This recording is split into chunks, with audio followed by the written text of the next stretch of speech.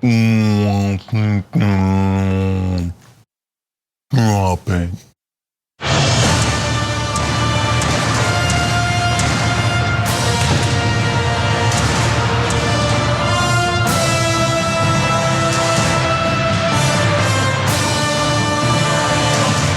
All right, power panel. Jake, you were John Irola. Look at Jeff Waldorf out of nowhere off the top rope. All right.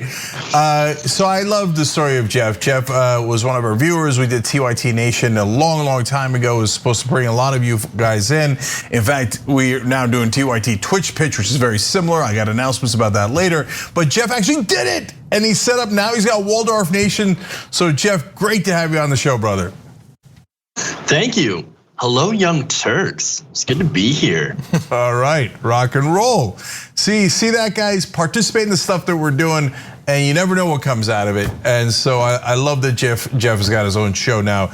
Everybody check out Waldorf Nation. All right, damage report, take it or leave it. Right? Yeah, that's fine. Yeah, okay, so. If I had to choose, I'd go Waldorf Nation. All right, guys, we got an unbelievable first hour. The first two stories are bananas. So you're gonna see the first one, and it's about Tucker Carlson taking on one of our own. You guys will enjoy that. And then the second story is about Captain America. I need you to see the Captain America story. And then in the second hour, and throughout the show, things that I massively, vehemently disagree with Joe Biden on, and then things that I'm like, I didn't see that coming. That's not that bad. They found a video of Joe Biden, a quote I had never seen before, that I gasped when I saw what he said about a country. I'm not gonna say which country. No, we're not saying it. We're not saying it yet. That's called a teaser. But it was pretty later. Okay, so apparently lots of good news. It was Trumpian. Yeah. All right, but John, take it away. First. Okay, let's do it. I'm gonna try to explain this story, but honestly, nothing makes any sense. So we'll see how it goes.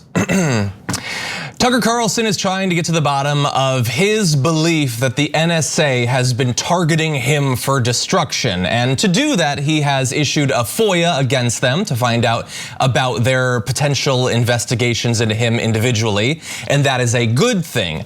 Other FOIAs, though, not necessarily so good, as Tucker will describe in this clip. We haven't heard back from the NSA, probably won't for a long time. They did promptly respond, however, to some stooge at The Intercept, which is some joke billionaire-funded website. This guy filed a FOIA request about our FOIA request, and then wrote on Twitter this: I've obtained under FOIA the FOIA request Tucker Carlson sent the NSA.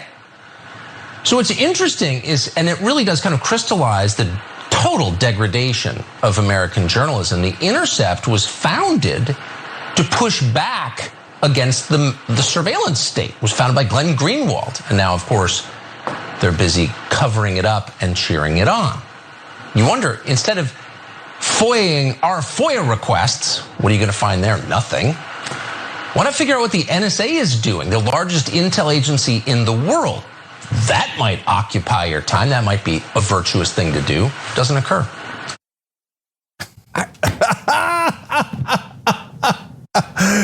Can I go? Just go. Okay, that's like my favorite thing ever. Okay, so first off, there's so many great things in this, and Ken's gonna respond in a minute because Ken was on one of our shows, Deep Dive with Jordan Yu, last night to respond to this. We're gonna show you the clips. But when he calls Ken a stooge. So Kenny Clips is now at The Intercept. Of course, he used to be with the Young Turks here. He was with the Nation in the middle, and so he's almost hit every progressive outlet. And he does more NSA accountability than maybe literally any reporter in the country. So Tucker doesn't understand anything. Calling him a stooge for the NSA is hilarious, right? But even better was this: Ken Klippenstein represents the total degradation of journalism in America. Said the guy who actually probably is the perfect representation of the total degradation of journalism in America. Jeff, what are your thoughts? A FOIA for me, but not for thee. That's essentially what it is. And by the way, I just want to point out how they intentionally did Kenny Clips dirty in that little picture that they had of him. Yeah. Even though, they tried to find the worst picture and they even failed at that, which is incredibly sad, by the way. He kind of looks like he's towering over everybody, like, Yeah. Oh, you're gonna come for Kenny Clips. Interesting choice. Yeah. You know what though? Good luck with that, sir. I like what Jeff's saying. So we're going to get to the whole, wait, why is Ken FOIAing the FOIA? That's a really important part of the story. But also, yeah, look, there's lots of pictures of me online where you can find me in not great poses. Okay, so that's a target-rich environment. But apparently Ken looks good. He's a photogenic dude. So like the worst they could do of him was, I didn't think about it that way, but Jeff is right. He looks like he's a giant of sorts. Well, and he's happy. It looks like he's laughing at how ridiculous this is. He looks like a happy giant towering over them. By the way, do you know where that picture's from? I tracked it down. No. So, and I mentioned this on the damage report. There's obviously hundreds of photos of Ken. You can get photos from literally anywhere. They clipped out and then took it, did the thing around his head of a shot of Ken from the thumbnail for an appearance he made on The Conversation. Okay. Not like one of his headshots, not his Twitter profile picture, not from his website, not one of his official photos from the different journalistic outlets he worked for. Yeah. They took it from a thumbnail. Okay, so that's when he was, of course, doing probably an interview with me about his reporting, usually about NSA abuses and FBI abuses, and he's great at getting whistleblowers inside those organizations to reveal the truth. Now let's do more. Yes, let's get into this. So, and we're going to, through some of this, address a few of the ridiculous points that Tucker Carlson made. One is that what's the point of this after all? Why is Ken doing this? Why would you FOIA our FOIA? That must be just cover for something else, because there's nothing you'll find out from doing it except at this point, Ken had already revealed what he found, which notably Tucker didn't mention. He didn't address the substance of it. But Ken says the FOIA request Tucker Carlson sent to the NSA to prove the Biden administration is spying on us seeks documents going back to January of 2019 during the Trump administration per request I obtained under FOIA. So if this is about the Biden administration, why does Tucker want to look all the way back to 2019? 2 full years back, halfway through the Trump administration.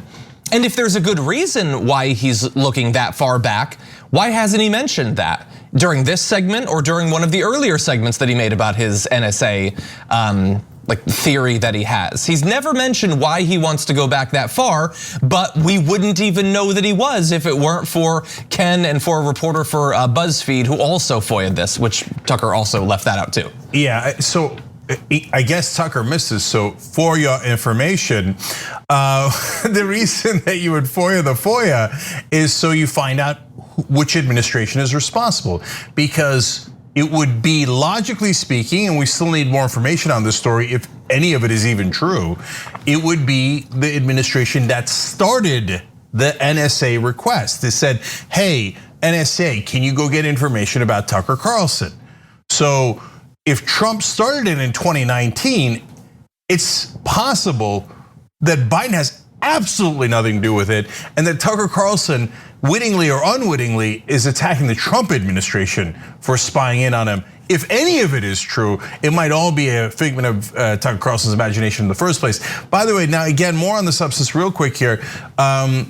So I don't want that NSA spying in on journalists. The ostensible potential reason here is Tucker Carlson's show was requesting an interview with Vladimir Putin. If any of that is true, why the hell would the NSA be following that? It's a normal request for an interview with a foreign leader. Well, presumably, if he were communicating with someone in the Russian government, they might be being surveilled, and thus the communications would have been caught up in a long-standing surveillance of that official. Yes, I see what you're saying. So that's a really important clarification. And Tucker has never acknowledged that possibility. Yeah. He said the only way this could have happened is they are specifically targeting me. Yeah, and so guys, that's the part I wanted to get to. So, like, if the NSA was this is not even Tucker's fantasy, as John explained, but in his fantasies, the NSA was targeting him for reaching out to Putin, I would be 100% against that move by the NSA. That's totally gratuitous, needless, and should not be done to a US journalist, no matter how much we disagree with them, right? If he gets caught up because, hey, he's talking to a guy that we're surveilling because he's trying to influence other people, but we don't mean to look at Tucker Carlson's records, okay, that's also interesting and potentially problematic, by the way. Okay, but that's not what Tucker said at all. What Tucker said when he first did the story was, oh, they're trying to cancel my show. Why would Trump be trying to cancel your show back in 2019? And why would Trump be part of Russiagate? So none of that makes any sense. It's about the real cancel culture, Cenk. Don't you know that Donald Trump wanted to, wait a minute, cancel Tucker Carlson show? You're right, that doesn't seem to make any sense. But again, Republicans, Tucker Carlson's viewers don't really care about facts. They don't care about logic. They don't really follow what's really happening other than what Tucker Carlson is saying. And for his narrative, it's essentially, oh, the Biden administration, they're after me. They're trying to take me down. They're trying to cancel me. And he's only doing it, and this is the sick thing about it, it's all about ratings. Mm-hmm. Yeah, and look, I'm particularly interested in this because Ken is awesome, and I think we need to support Ken clearly when he's just doing his job and doing this. And we'll get into a little bit of the job of filing FOIAs like this to rebut another one of Tucker's points. But I agree with Jeff that this is just about ratings, and I think you don't even have to take my word for it. As we talked about in the damage report, Fox News is acting as if this is just about ratings. That one of their main star is alleging that the government is targeting them for destruction, and no one else on the network is even talking about it. They don't seem to care at all. Fox News isn't talking about it on the corporate side. They're not talking about it on their other shows. They're acting as if this is just some sideshow for a little bit. And why shouldn't they assume that? Tucker has once again made the news about himself. A couple of weeks ago, remember when he had his bombshell that the FBI had planned the Capitol attack? What happened to that? He hasn't had anything to say after he was made to look like a fool for not understanding what unindicted co-conspirators are and claiming the FBI had tried to commit a terror attack in DC. And he just moves on. And for all I know, he'll move on from this. And God only knows what the Forest Service will be doing to Tucker Carlson in a couple of weeks. Yeah. But it will be about him once again, I know that. Yeah, I just want to super quick back up what John and Jeff are saying. So like these are lunatic conspiracy theories. So it's the NSA spying on people is not a conspiracy theory. They do that, and especially if you're a foreign government and they're tracking your officials, etc. That is supposed to be part of their job. But they've gone way beyond their mandate in the past. Obviously, Edward Snowden revealed how much our government was wiretapping us. That's all true, okay? But Jeff is absolutely right that since his audience is detached from reality, Tucker doesn't have to have it make sense. Biden somehow was trying to cancel Tucker back in 2019 and made Trump's government do it, and it just none of it makes any sense. But Tucker's perfectly aware for his audience, it doesn't have to make sense. And look, here's how you can know for sure that it doesn't make sense. Look at the point John made. And I first heard that from Colby Hall at Mediaite, and we talked about it when we first did the story. It is inconceivable that Fox News, if they thought it was real, either one of these, the FBI doing the Capitol riots or the NSA trying to cancel their top-rated show, that every Fox News show wouldn't be talking about it 24/7. The fact that the rest of Fox News is not talking about it shows you for definitively that his own networks either thinks or is absolutely positive that Tucker Carlson is full of crap. And if it causes some sort of legal trouble for them, or if they end up in a court case that Tucker starts, they can just use the same defense they've used before. With Tucker, he wasn't speaking factually, he was just exaggerating to prove a point or whatever. And by the way, to buttress what you said about none of it needs to make sense, honestly, think about what his show has been about for the past week or so. So last night's program, what are the messages he's trying to get across? So sure, he ends with Ken Klippenstein is a stooge for the NSA, and they're defending, and again, he never makes the point for how FOIAing his FOIA somehow defends the NSA. I don't understand that. But the point is that Tucker is critical of government surveillance, and Ken Klippenstein is a supporter of government surveillance. Okay, now we have to go to a commercial break. When we come back, I'll tell you more about how the government needs to put cameras in every classroom so they know what every teacher is saying. So if they say something about critical race theory, we can cancel them. That has been his other big thing for the past week. So which is it? Are you against government surveillance? Are you for government surveillance? Or is it that the public school teachers, they're working class, they're poor, we can surveil them all we want, and they're probably libs, so who cares about them? But I'm a very incredibly wealthy, well-connected conservative, so how dare you ever even incidentally collect my information? And that's really what's going on here. Now, really fast, why don't we go into a little bit of the video from yesterday on Deep Dive. So first of all, quick point from journalist Ryan Grimm about Tucker Carlson being aggrieved that Ken Klippenstein would put all of his time and effort into FOIAing his FOIA. Well, how much time and effort is that actually? Ryan explains. To the point of what Tucker is like complaining about, for somebody who's fluent in FOIA, one of the first things you learn is that you can FOIA other news outlets, FOIAs. And it takes less than 10 minutes. Like you got your form, FOIA there, boom, boom. Give me all Tucker Carlson FOIAs, all Fox News FOIAs filed between this week. Boom, send it in, it comes back. If you hear a host on cable television say, I just filed a FOIA, and you're a FOIA reporter, you're like, cool, I'm gonna go get that FOIA. And so that leaves us in a position where I don't know if Tucker just doesn't know that because he doesn't seem to know that much, or if he's just lying about it and doesn't care. Is this the unindicted co-conspirator thing again? Is he literally so lazy that he will make bombastic claims without doing 5 minutes of even a Wikipedia search for some of these basic terms? No, or is it just deception? No, he's lying on purpose. I gotta go to our members because they're hilarious. Jeremy wrote in, my 6-year-old daughter, what's in it for you? Accidental pun, maybe, but still love it. And Jeremy, we're right there with you. We do love it, but I do want to clarify in case you guys are all lost. It's a freedom of information request. So the government has to give you some information that most of the information that they have, obviously you can't give top secret or classified information because the American people and the American press have a right to that information. And the way you do that is through a FOIA request, okay? And so then I go to Navinix who says, if Tucker wants to find out what comes out of Kenny Klipped's FOIA, then Tucker should FOIA Kenny's FOIA of Tucker's FOIA, which is actually true, okay? He could do that, but we explained to you why Kenny did it before to see which administration actually started this, which is actually at the very core of Tucker Carlson's allegations. Guys, these are our members. I love doing the show with you guys. Jeff was a member before he became a host. Actually, John was a viewer before he became a host. So TYT. Not anymore, but before. Yeah, he left. We're not left enough anymore. TYT.com/join to become a member. And then I'm gonna go to Super Chat for one more time because John mentioned, or I mentioned John's show. Robo Soul wrote in. So you're saying Tucker watches the conversation?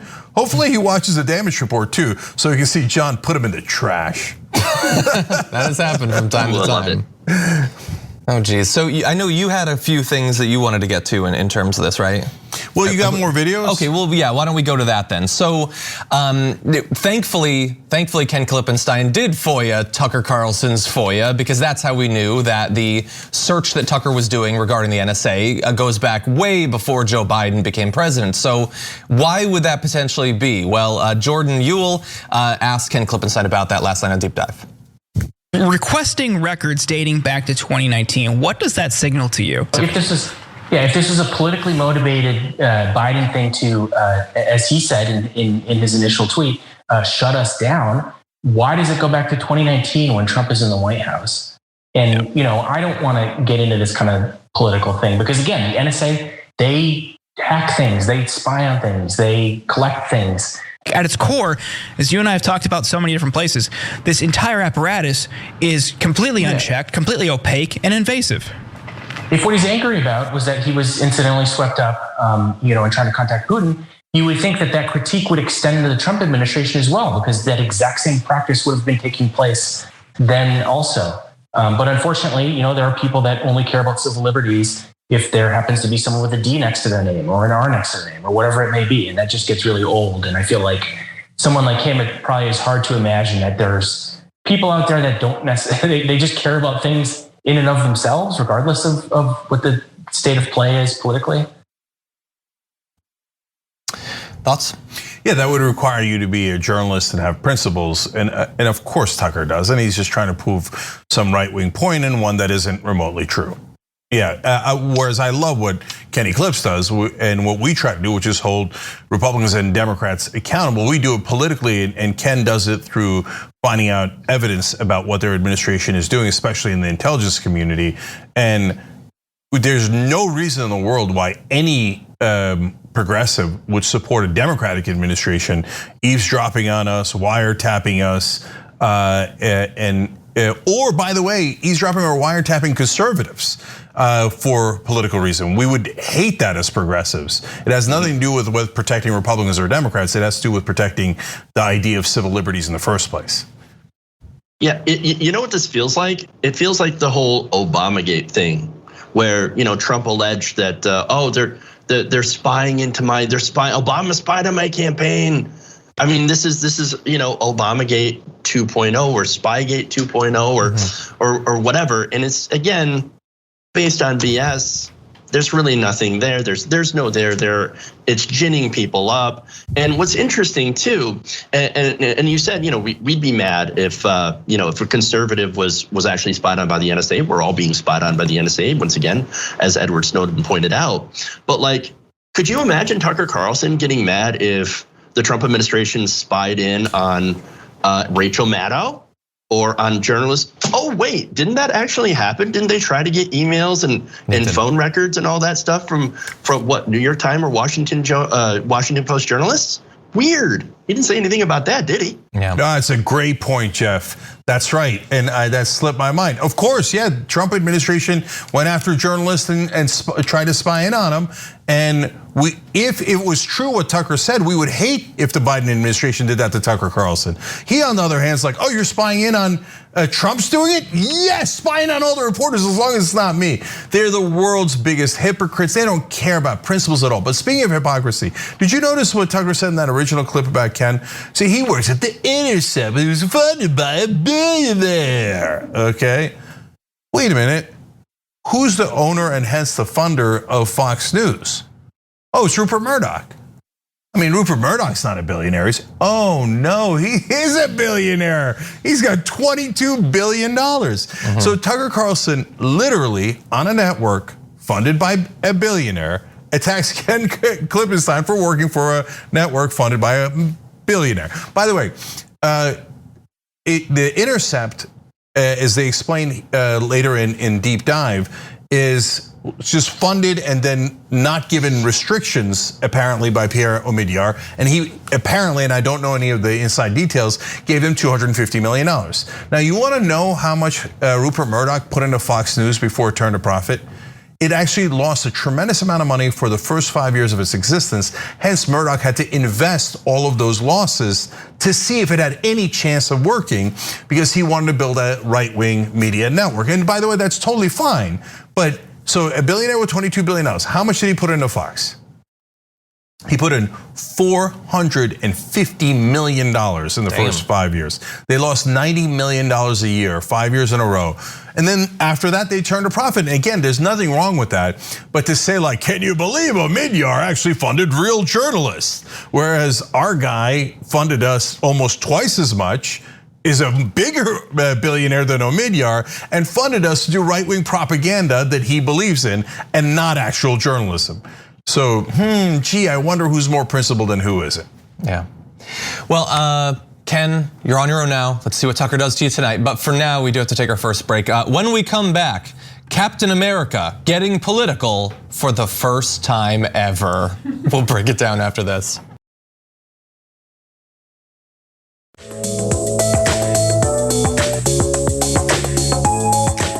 Back on TYT, Cenk, John, and Jeff with you guys. Also, Yaztag, because they just signed up by hitting the join button below on YouTube, which is awesome.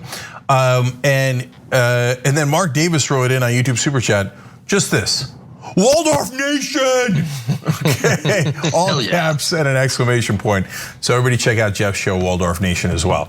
All right, John's got more news for us. Let's do it. Fox always needs a villain, and they think they've found one. Captain America, as you'll see. Captain America getting political and anything but patriotic in the latest Marvel comic series released right before Independence Day. Well, the issue claims, quote, the first American dream is the one that isn't real.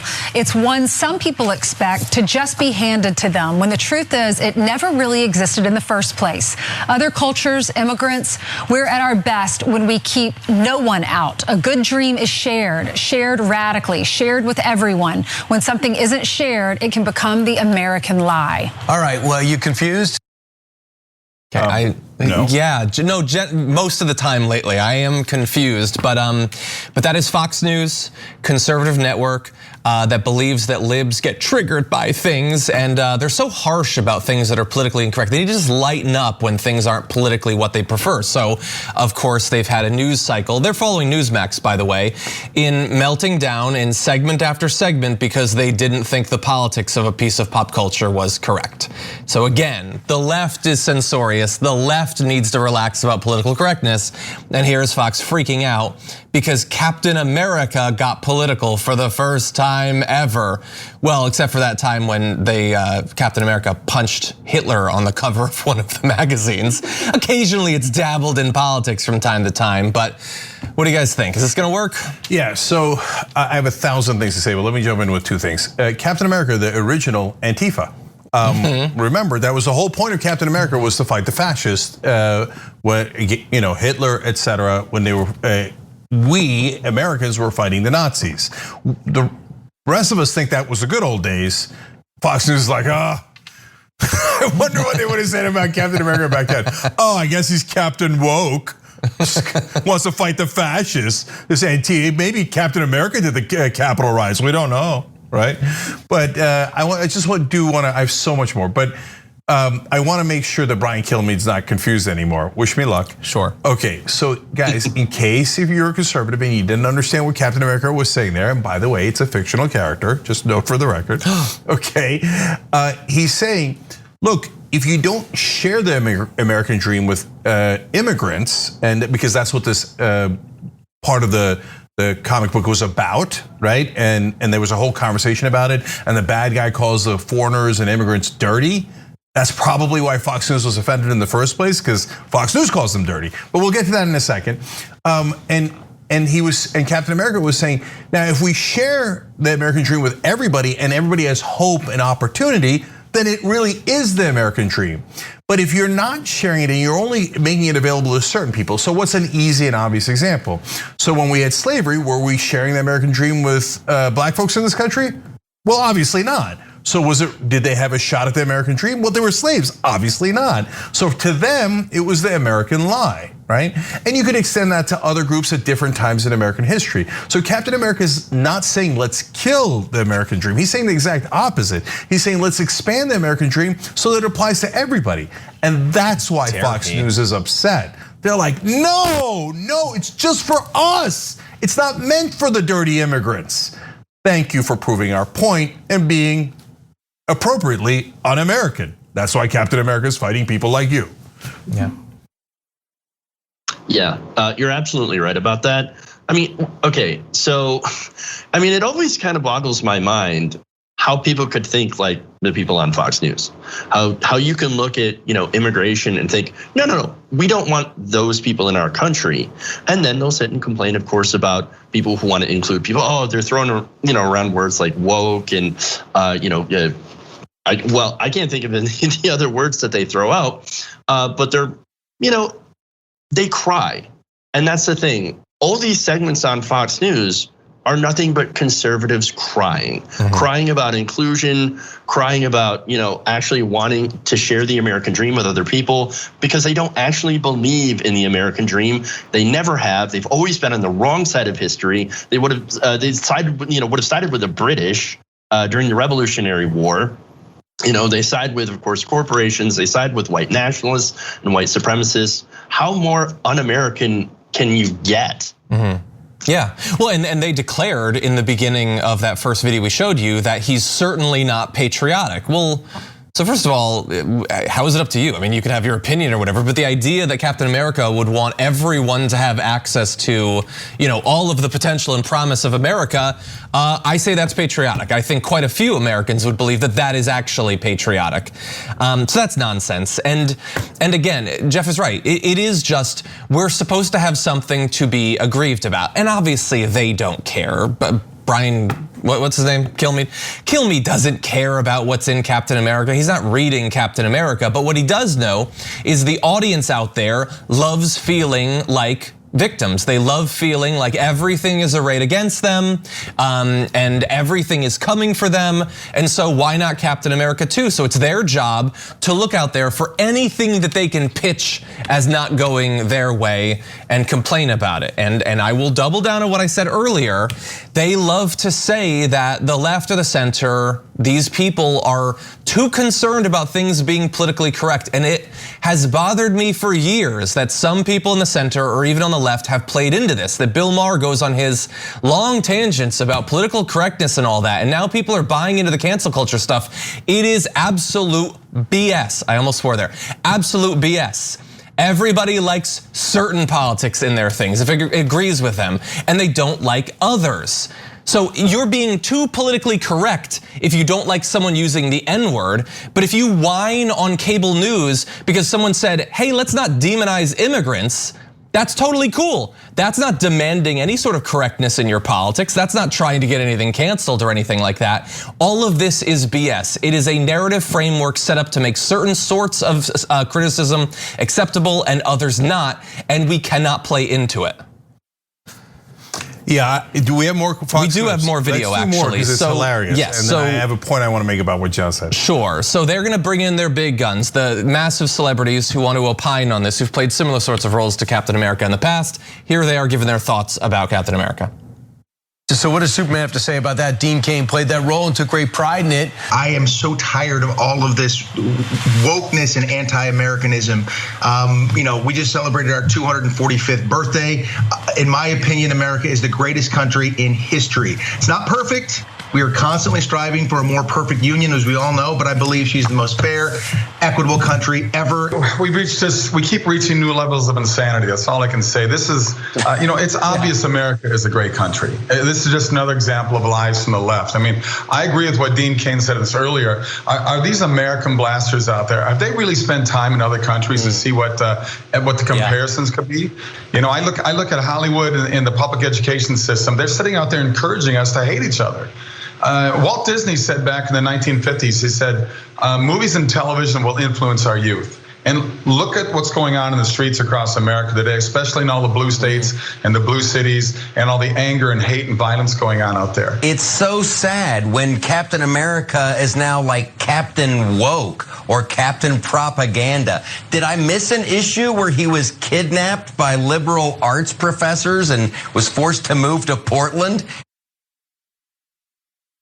It credits him as comedian. Oh God, that's just terrible. Anyway, look, they can have their opinions. And honestly, I don't expect much more of them. They're just random actors or whatever. They can have their politics, they can have their opinion or whatever. But it's like Captain Woke, because he said, hey, maybe we should include immigrants as we always have before in this culture. We demonize them briefly and then we bring them in and we become stronger as a result of that. You don't need to be woke to think that immigrants are a part of America. That's kind of like a long-standing thing, actually. That's not like we just learned that in school yesterday or something.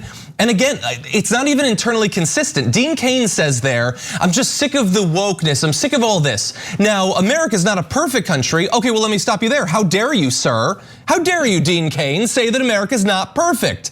Because you seem to think that you can point out certain things that aren't perfect, but other people can't. So if Donald Trump does a 3-hour speech about how America's, it's governed by losers and suckers, we're all terrible now, everybody hates us, we need to be made great again.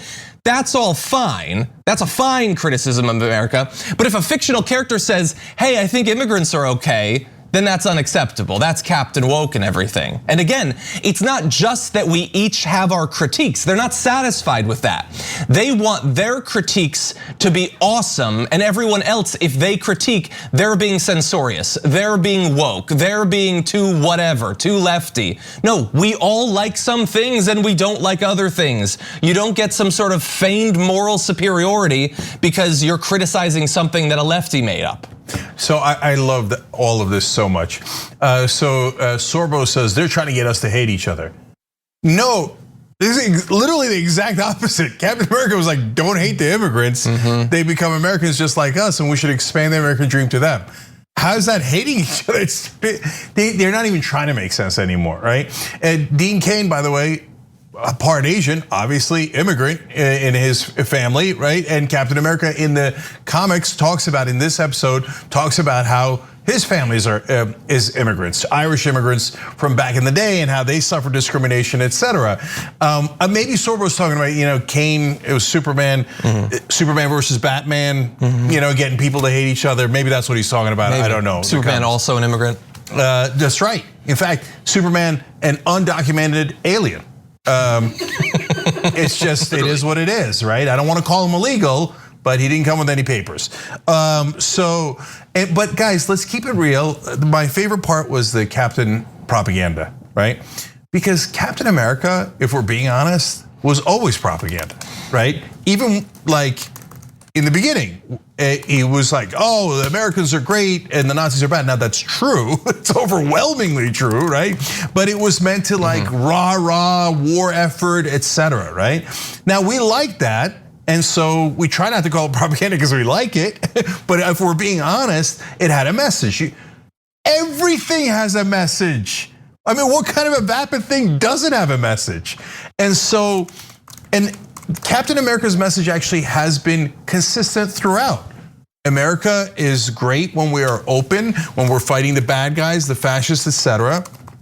And we are great when we stick together and bring in everybody. It's not that Captain America changed. Fox News changed, like the right wing in this country changed. The right wing used to agree with us on fighting fascists and protecting democracy and being open to people. And by the way, a lot of the voters still do, even though a lot of the right wing voters. This is in my book that's gonna come out at some point in the next decade. And and seriously, like, you'd be shocked at the enormous percentage of Americans that are in favor of being open to immigrants. It's just like a quarter of the country that is deeply hateful and resentful. But that gets to the most interesting point of all of this. It goes to what John was saying. The assumption for both the guests and the hosts at Fox News is that Captain America is supposed to do our propaganda, right? Captain America, the normal is for Captain America to hate immigrants. The normal is for him to think that they're dirty and that the American dream has always been perfect. And yeah, we didn't share it with others, but so what? Oh, good. I'm glad we didn't share it with others. What? The slaves needed it? They didn't need the goddamn American dream. They assume all that is normal, right? And so when Captain America actually does something positive, they're like, whoa, what changed? Why is he all of a sudden not a right winger?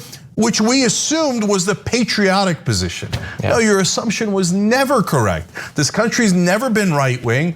Again, that's in the book, justicecomingbook.com. Country's massively progressive on the issues. The only reason why Republicans ever win any races is ironically because of the propaganda outlets like Fox News that trick people into thinking, oh yeah, wait, America hates equality and justice, right? No, America's supposed to love equality and justice, and being decent to immigrants is part and parcel of equality, of course. Jeff, final thoughts? Yeah, I just want to say how conservatives love to claim patriotism when they don't even understand what it really means. Patriotism is being able to criticize your country. I mean, that is why we have a First Amendment in the first place, where you can criticize your country and not get locked up for it, which is a bonus, I think.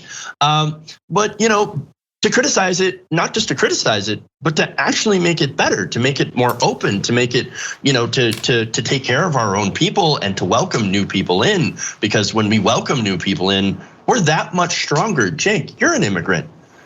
How much stronger do you make this country? I would say a lot stronger. And all of us going back to a certain point, we're not Native American, obviously, or indigenous. We're all immigrants, and we have made this country better. And it is up to all of us to work together to make this country even better. I mean, right now we suck on healthcare, we suck on education, in all these different metrics. We are by far not number one. But there's something we can do about that. And we can work together to change the system for the better, to serve all of us, to right the wrongs of the past. I'm gonna say the last couple of things. First of all, how much stronger did I make America? I might have made it too strong. I'm just saying, okay? John's trying to bear through this. Specifically when it comes to coffee, sure. Thank you for the plug opportunity. TwoStrongCoffee.com/TYT, okay? Got to make sure TYT gets credit. No, seriously, guys, last thing is that so-called comedian in the middle of his long segment, he was like, and now these Captain America comic book sales are up. Yeah, that's because people like the more inclusive message. I think they're not even trying to make sense. And finally, here's what I think of all this. Okay, that's right. Captain America sent us TYT his shield. What now, Fox News? What now? Okay. This show's gone a little bit too woke, okay?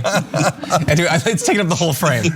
Okay, we're gonna take our second break. When we come back, more SHIELD, and we'll also talk about the massive storm that's hitting the East Coast right now, as well as the latest from TYT Investigates after this.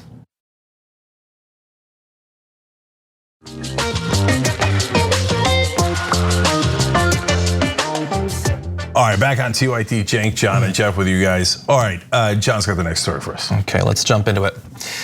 Tropical storm Elsa is continuing to batter the East Coast, causing damage in a number of different forms. In Westernville, New York, you had severe thunderstorms uprooting trees, ripping out roofs, and downing power lines.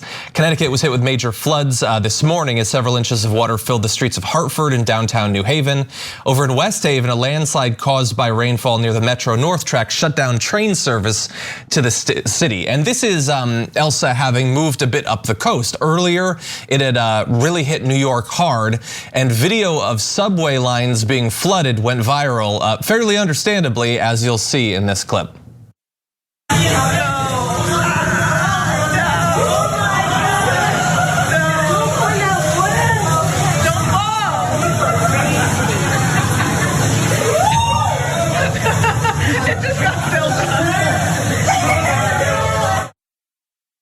That is, of course, not how that is supposed to look. It's supposed to be a subway. New York is not supposed to have a series of underground canals.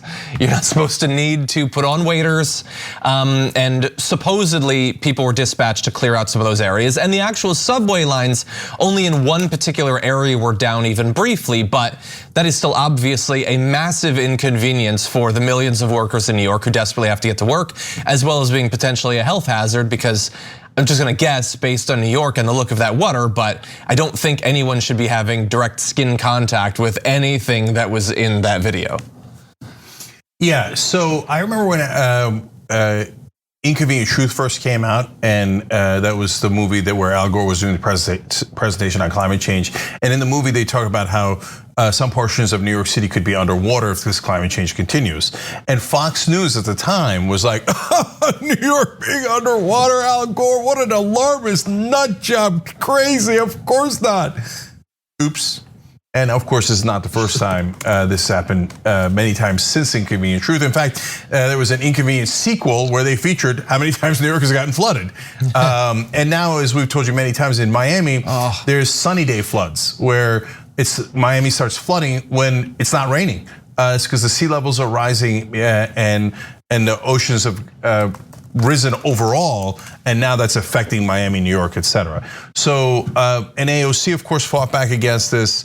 And guys, when you look at the urgency of the situation, the 1,000-year floods and storms and fires and droughts that are happening pretty much every year, it doesn't look like it's a 1,000-year storm anymore.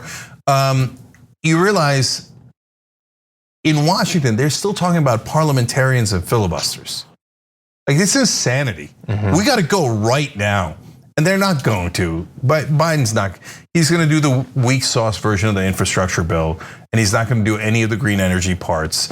And it's going to be an epic disaster, is my guess as to how this is going to play out. Jeff, what did you think when you saw that video? I don't know, guys. I don't know if I really see the problem. I mean, they can just swim to work. They can buy snorkels. It'll increase the sales of snorkels. Everything is fine, totally. The ocean was on fire just the other day. Not a problem. What? No, nothing. Hey, you know what? Oil company executives, they have to make profits, and they've got to buy a boat to park in their other boat to navigate the ocean that is on fire. That's true. Where's the problem? They need extra money to fireproof their boats. Exactly. But Cenk is absolutely right. Biden isn't going to do anything. As we saw from the ExxonMobil video or the Greenpeace video of the Exxon lobbyist, they've got control. They've got control of Joe Manchin. They're not going to get rid of the filibuster. Kyrsten Sinema, they're all paid off. And that's going to mean disaster for us in the future. Actually, not just the future, but right now. It's happening right now. Yeah, I'm glad that you mentioned that Exxon video because I've been waiting. It's been like, what, a week and a half? And I don't watch a lot of mainstream media, but I would like to think that I would have seen it. I haven't seen like a hard question to Joe Manchin about that, about the fact that he has these weekly calls with Exxon lobbyists. There's been basically, like, it disappeared. Nobody's talking about it anymore. And I haven't seen any consequences whatsoever. No one else in Democratic leadership seems to have any problem with the fact that Joe Manchin is, at the very least, publicly making them look like jokes during this conversation around an infrastructure bill. And there's been effectively nothing. So great work by Greenpeace in getting the video and leaking it, but they released it into a world that is not predisposed to care at all about any of this. Except for a few politicians. As you alluded to, AOC did have a good tweet. She said the Green New Deal, which is a blueprint to create millions of good jobs, rebuilding infrastructure to stem climate change and protect vulnerable communities, is unrealistic. Instead, we will do the adult thing, which is to take orders from fossil fuel execs and make you swim to work. So there she appears to be alluding to the Exxon video at the very least, but it doesn't seem to be influencing the conversation about the bipartisan infrastructure bill or the possibility that some sort of reconciliation bill will ever come. No, guys, look, that's again, a credit to AOC and Jamal Bowman who have led on beginning to criticize fellow Democrats. But man, we don't have a lot of time for that either. Like, we gotta go. So we're inching towards like maybe Manchin is slightly corrupt, but like I don't want to say Manchin, I don't want to say Democrats. To be fair to Jamal Bowman and AOC, they have in the past mentioned Joe Manchin in this context, okay? But everybody else is like, can't get their boots on yet. And even that, it's super mild. Like the reality is, Biden is overwhelmingly likely to screw them and not do any of the green energy parts in that infrastructure bill. I don't know how in the world they're gonna pass it. If they do, by the way, I will love it. We're not part of the alt left. I'd love to give them credit if they did something wonderful. I'm here for it. I'd play the fireworks, it'd be great, right? But it is very unlikely. And so then they're gonna come back and say, oh, you better vote for the thing that the ExxonMobil lobbyist wrote, and we all know they wrote because we have it on tape where they say, here, Joe Manchin, do this, and all the other Republicans do this, etc., and the Democrats. And they should vote no. It's a terrible, terrible bill, the bipartisan compromise. It does nothing for green energy and it privatizes our infrastructure and robs us blind. Yeah. So, and the reason we're asking progressives to do it is because it's inconceivable that the media in this country would be honest and would call out politicians for their on tape corruption. Yeah, totally true. I think we only have a couple of minutes, but why don't we roll right on through this last story because I know that you wanted to get to this. So let's do this. We were just fresh off of Pride, and it was a great time for corporations pretending that they're allies on some of the biggest, most important issues that we're currently facing, whether in the case of Pride, it's things like LGBTQ rights or the fight over the future of our democracy and access to substantive voting rights in America. You have corporations doing these big ad campaigns and pretending that they're allies, but then behind the scenes, they're donating money to politicians that are working in the exact opposite direction. And TYT Investigates has been doing some great work to identify some of these cases. Let's talk briefly about a few. So one official who benefited from this is Arizona Attorney General Mark Brnovich, who won a July 1st Supreme Court decision that may impact judicial interpretations of voting laws around the country. Brnovich was reelected back in 2018 with financial backing from many familiar corporate names. So the Supreme Court decision had to do with two different provisions of Arizona voting law. The first requires officials to throw out ballots cast at the wrong precinct. The second provision prevents against ballot harvesting, making it a felony to knowingly collect voted or unvoted early ballots from another person. And the reason that matters is that, especially in Arizona, there are rural or indigenous voters that would theoretically have to drive long distances to be able to turn in their ballots. It's much more convenient, obviously, and financially feasible for them to have groups or individuals help them out in doing that. Now, let's see. The law that the Supreme Court finally ruled on just weeks ago was passed originally back in 2016, and there was concerns ever since. It's been going through the judicial system ever since. 2 years later, this is back in 2018, state campaign disclosures showed that Brnovich's re-election campaign got donations not just from people like the Koch brothers, who you might expect, but from massive mainstream corporations including Pfizer, Verizon, Sprint, JP Morgan, Microsoft, Comcast, Walmart, and CVS. This is some of the biggest corporations, and many of them have been running these ad campaigns to imply that they're on your side. They're not okay with the big election lie and stuff like that. But you had, like back in 2018, JP Morgan gave this one individual politician $4,000. It's fairly significant for a state level position like that. And we've got other examples, we can certainly go to those, but this is an example of the one stance in public that these corporations have, and a very different one when it comes to which sorts of candidates they try to keep in office. So to me, there's two issues here, this specific issue and then the larger issue. So on the specifics here, another company that gave money to the Arizona Attorney General who wound up eviscerating voting rights was Comcast. Yep. So Comcast owns NBC, MSNBC, etc. So look, I get it, man. Comcast is a large corporation and has a lot of different interests. And although they're mainly a media organization, and not every host on MSNBC is responsible for Comcast's positions, I want to make all of that clear. Now, having said that, yeah, MSNBC's parent corporation is funding Republicans all across the country, including people who are shredding voting rights. And so, you know, I've seen their anchors talk about voting rights. I don't think their anchors are very progressive at all. Half of them are Republicans. A lot of them worked for Bush and Cheney. But they have real progressives, and they do talk about voting rights. But they should also apply some internal pressure, right? And say, hey, Comcast, you're making us look ridiculous. Can you please stop giving to people who are actively destroying voting rights while we're going on air and saying we're in favor of voting rights? Mm-hmm. Okay, but now to the larger issue, which I think is more important. Well, look at all these companies giving to rando attorney generals in different states. Why? Walmart and CVS and JP Morgan, that's a bank in New York. Comcast is a media company in Philadelphia, right? Why are they giving to the Attorney General of Arizona? Because they're buying everybody. They have financial interests everywhere. Comcast's media also is in Arizona.